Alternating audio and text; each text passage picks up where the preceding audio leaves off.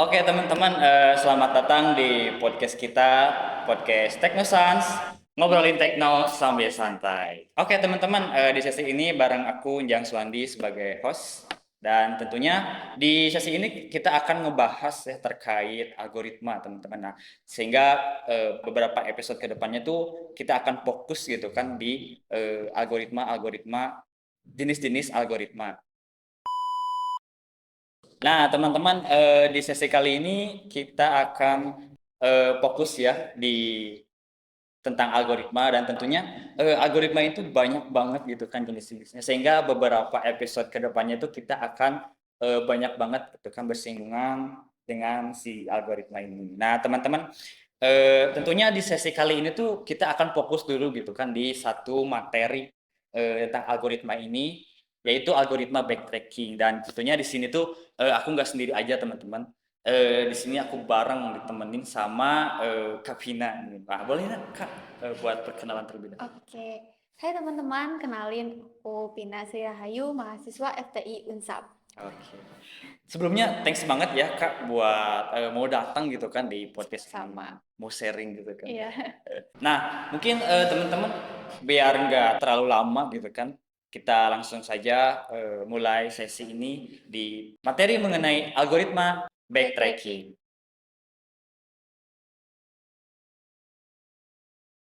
Nah, teman-teman, sebelum kita lanjut gitu kan buat ngebahas si algoritma backtracking ini, tentunya teman-teman tuh harus tahu dulu dong apa itu algoritma. Karena itu tuh udah harus basic banget gitu kan. Nah, buat teman-teman nih kayak baru belajar atau misalkan belum tahu gitu kan tentang si algoritma ini, algoritma itu kayak apa ya, langkah-langkah gitu kan yang terstruktur dalam mencari solusi. Nah, si algoritma itu banyak banget digunakan di bidang teknologi. Nah, kenapa sih banyak banget digunakan di bidang teknologi? Karena penerapannya itu udah kayak di kehidupan sehari-hari kita tuh selalu gitu kan menggunakan algoritma ini.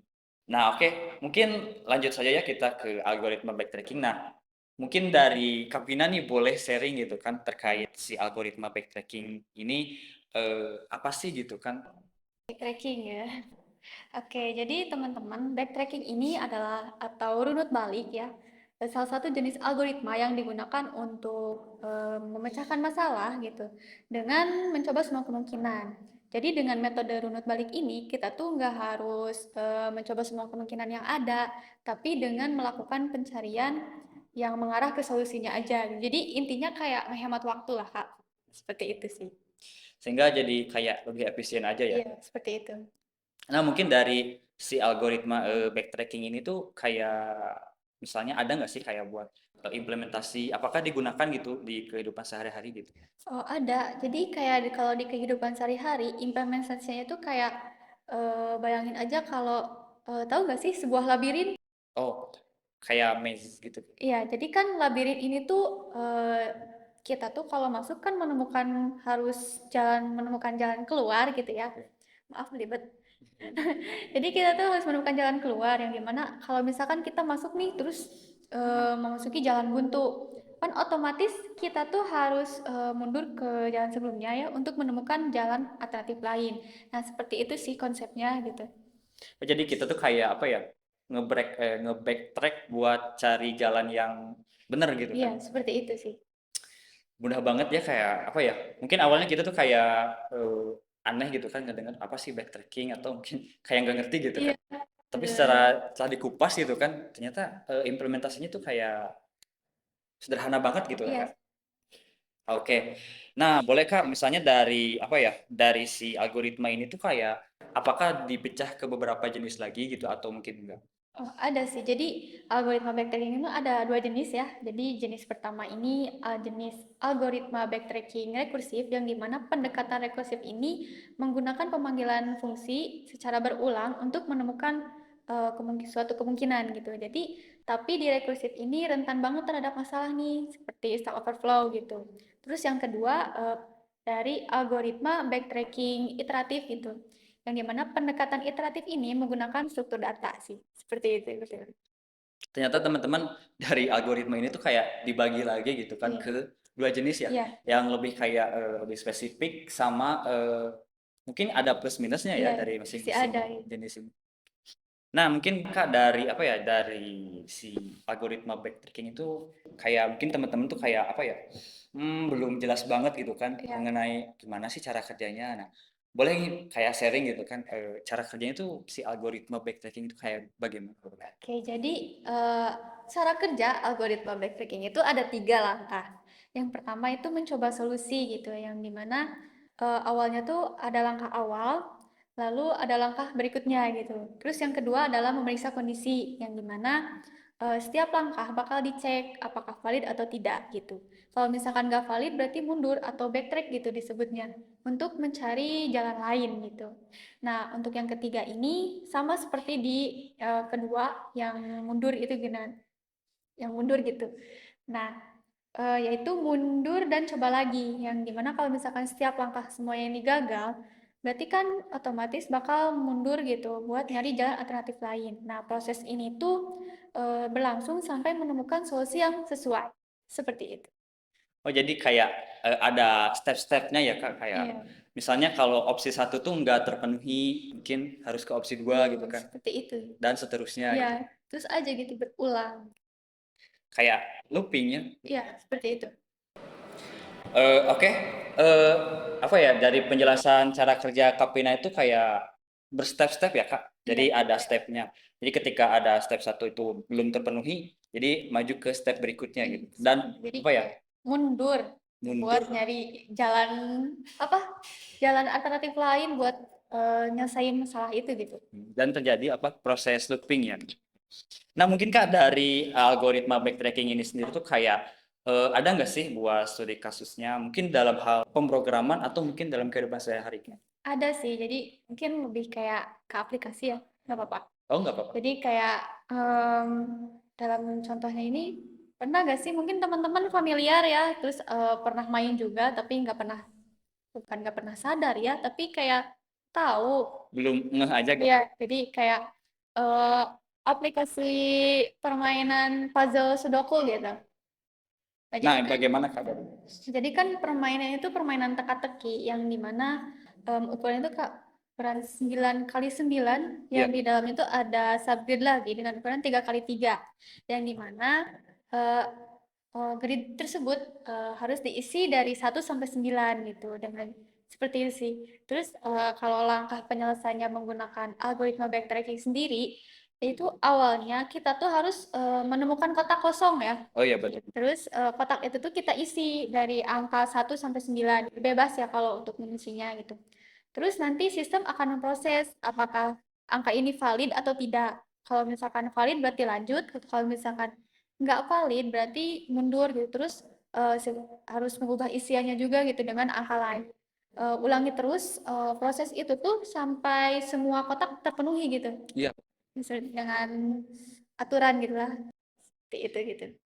Kalau dulu aku main Sudoku tuh kayak apa ya? eh, si angkanya tuh harus benar-benar cocok gitu kan, Seperti itu. karena apa ya, jadi satu angka itu, satu grid itu kayak dipengaruhi sama berapa angka di grid-grid. Iya, soalnya kan em, baris sama kolom itu kan ngaruh ya, di satu baris itu nggak boleh ada angka yang sama, begitupun di kolomnya. Seperti itu gitu. Oh, iya. Dan uniknya kayak apa ya? Aku juga baru tahu gitu kan kalau misalnya penerapan algoritma backtracking itu dipakai buat game Sudoku. Ya. Karena apa ya? Apa ya? Mungkin sering banget gitu kan teman-teman juga kayak udah bermain Sudoku Ya, ini. mungkin mikirnya kalau Dota tuh cuman ini game biasa aja gitu. Iya, Padahal itu masuk logika juga gitu. termasuk gitu ya Iya. buat pengaplikasian. Iya. Oke. Nah, mungkin Kak dari kayak tadi kan banyak banget gitu kan aplikatifnya, terus kayak jenis-jenis dan implementasinya. Nah, kira-kira nih kayak misalnya ada nggak sih kayak tantangan-tantangan gitu kan buat kayak penerapannya atau mungkin dalam hal mempelajarinya gitu. Ada sih. Jadi untuk tantangan tersendiri itu ada di kompleksitas waktunya gitu. Karena kan algoritma ini mencoba semua kemungkinan gitu ya. Jadi memerlukan waktu yang cukup lama. Jadi ya untuk solusinya kita tuh menggunakan pruning atau pemangkasan gitu. Jadi untuk mengeliminasi pencarian yang tidak menghasilkan solusi gitu. Jadi kayak langsung skip aja gitu. Oh, jadi next solusi aja Iya gitu. gitu. Untuk tantangan yang kedua, ini tuh dari penggunaan memori yang dimana kan algoritma itu algoritma ini tuh menggunakan rekursif yang sangat rentan gitu terhadap Stack Overflow.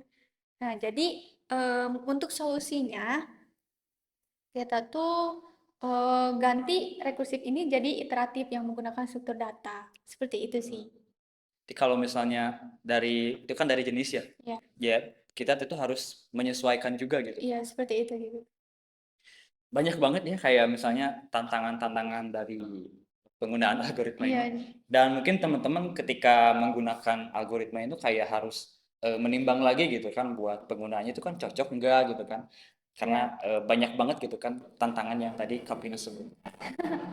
Nah, mungkinkah dari kakak preferensi kakak sendiri kayak misalnya ada nggak sih buat teman-teman yang mau mempelajari atau mau menggunakan algoritma ini tips and trick gitu kan? Ada. Ada. Oh, boleh dong kayak di-sharing gitu. Oke, jadi untuk tips nih dari aku buat kalian yang mau belajar tentang algoritma backtracking. Jadi yang pertama itu tuh menurut aku sih penting ya. Jadi yang pertama itu memahami konsep dasarnya. Betul Bang. Jadi kalau mau belajar sesuatu, memahami konsep dasar itu penting ya karena untuk memudahkan kita juga. Iya, iya. Terus yang kedua ini dari kolaborasi sama diskusi.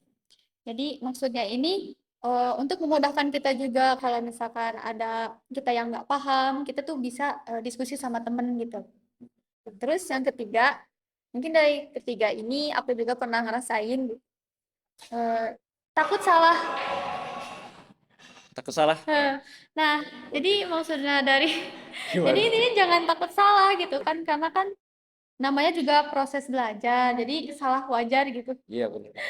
Karena kan dari salah juga kita jadi tahu gitu salahnya di mana, terus dan juga kan dibenerin gitu. Hmm. Nah, seperti itu. Kayak apa ya? Aku juga relate banget gitu kan kayak tadi jangan takut salah gitu. Karena kan kebanyakan tuh Pasti, ketika mau memulai gitu ya.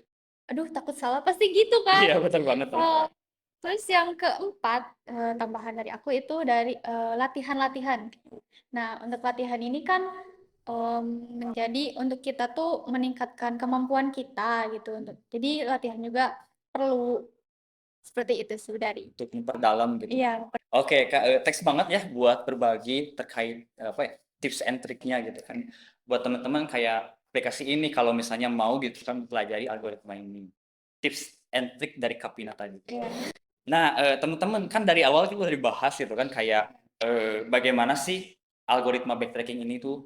Kemudian bagaimana juga implementasinya, kemudian apa saja jenisnya, kemudian tadi di-spill juga cara kerjanya gitu Iya. kan, secara berurutan dan jelas. Nah, kemudian kayak ada studi kasusnya juga, sehingga terus berbagai tantangan apa aja nih yang kayak kita temuin ketika mempelajari ini ya Kak. Iya. Sama tadi ada sedikit tips and trick gitu kan dari Kapina, ketika mau mempelajari si algoritma backtracking ini. Nah, kayak jelas banget gitu kan, mempelajari algoritma itu awalnya emang kayak rumit banget gitu kan.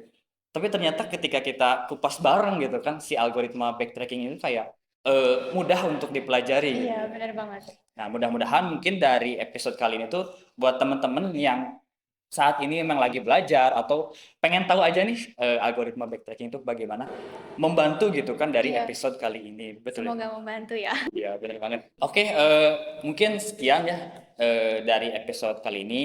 Sampai jumpa di episode-episode selanjutnya yang tentunya kita itu akan membahas algoritma lain, jenis-jenis algoritma yang gak kalah menarik bareng narasumber-narasumber yang tentunya baru dan Iya, benar. ahli di bidangnya gitu. Iya, seperti itu. Sekali lagi thanks banget ya buat Kapina datang Sama-sama. di podcast kali ini gitu kan. Semoga ilmu yang di-share-nya itu bermanfaat bagi teman-teman. Baik. Oke, mungkin sekian di podcast Teknosans.